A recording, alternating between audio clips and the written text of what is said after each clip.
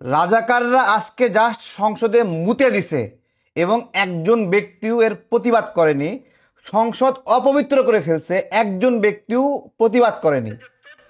স্বাধীনতার পরে রাজাকারের যে তথ্য স্বাধীনতার পরে তথ্য দেওয়া হয়েছিল, নিশ্চয়ই আপনি দেখেছেন।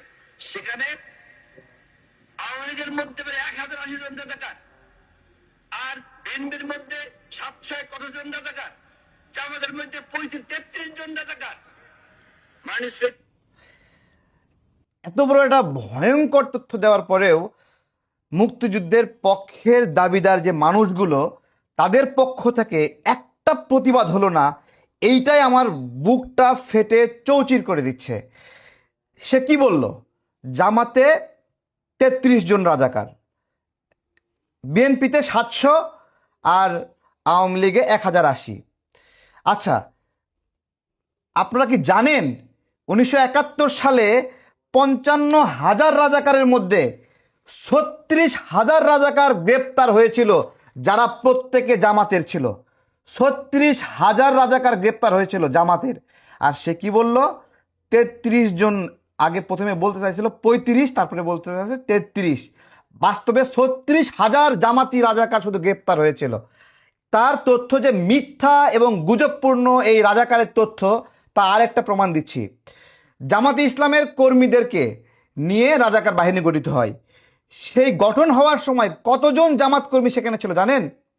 96 জন জামাত কর্মী নিয়ে রাজাকার বাহিনী গঠিত হয়েছিল। পরবর্তীতে তা 55,000 হয়ে যায়। তাহলে যদি 96 জন জামাত কর্মী নিয়ে রাজাকার বাহিনী গঠিত হয়, তাহলে কিভাবে তার যে বক্তব্য, এই যে জামাতি রাজাকার যে বক্তব্য দিল যে জামাতে মাত্র 33 জন রাজাকার, তাহলে কিভাবে সে এই কথাটা বলল যেখানে 96 জন রাজাকার নিয়ে জামাত নিয়ে রাজাকার গঠিত হয়েছিল? এবার আসেন, জামাতের রাজাকারের কথা বাদ দিলাম, এবার ইসলামী ছাত্র সংঘ, জামাতের ছাত্র সংগঠন এবং জামাতের যারা যুবকরা ছিল তাদেরকে নিয়ে আল বদর গঠিত হয়।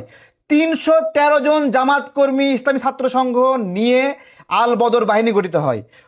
আল বদর মহান যুদ্ধ, সেই যুদ্ধে সাহাবীদের সংখ্যা ছিল 313। তার সঙ্গে ইসলামের ভাইব লাগানোর জন্য এই রাজাকারের বাচ্চারা 313 জন জামাত কর্মী নিয়ে আল বদর বাহিনী গঠিত হয়। তাহলে সে যে ব্যাখ্যা দিচ্ছিল যে মাত্র 33 জন জামাত কর্মী তারা রাজাকার, এই তথ্যটা পেল কিভাবে? বস্তুত 2019 সালে রাজাকারদের একটা তালিকা হয়। সেই তালিকায় কে কোন দলের তা প্রকাশিত হয় না। তবে রাজাকারদের মধ্যে 78 জন জীবিত আছে, তারা প্রত্যেকে জামাতের, এই তথ্যটা আসে। বাকিরা মারা গিয়েছে। তাহলে সেই তথ্যকে বিকৃত করে জামাতে ইসলামের কর্মীরা গুজব ছড়ায় বেসিক্যালি যে 8,000 আওয়ামী লীগ কর্মী হলো রাজাকার, 2,000 বিএনপি কর্মী হলো হলো হলো রাজাকার এবং 78 জন হলো জামাত কর্মী হলো রাজাকার। এই তথ্য তারা ছড়িয়ে গুজব ছড়ায়। সেই সময় বিডি ফ্যাক্ট চেকে এই নিউজটা প্রকাশিত হয় যে জামাত কর্মীরা যে গুজব ছড়াচ্ছে সেই ধরনের কোনো পরিসংখ্যানই বাস্তবে হয়নি। বস্তুত তারা একটি ভুল পরিসংখ্যানকে কেন্দ্র করে নিজেদের মতো তথ্য ছড়িয়ে ফটোকার্ড বানিয়ে প্রচার করছে। সাম্প্রতিক সময়ে দ্য ডিসেন্ট নামে যে ফ্যাক্ট চেকিং প্রতিষ্ঠান, তারাও এটা প্রমাণ করেছে যে এই ধরনের কোনো পরিসংখ্যান নাই যে 8,000 আওয়ামী লীগ কর্মী রাজাকার, 2,000 বিএনপি কর্মী রাজাকার। আজকে যে বললো 1080 জন রাজাকার আওয়ামী লীগে, 700 জন বিএনপিতে এবং 33 জন, এই সংখ্যার সাথে কোনো ঐতিহাসিক তথ্যের কোনো মিল নাই।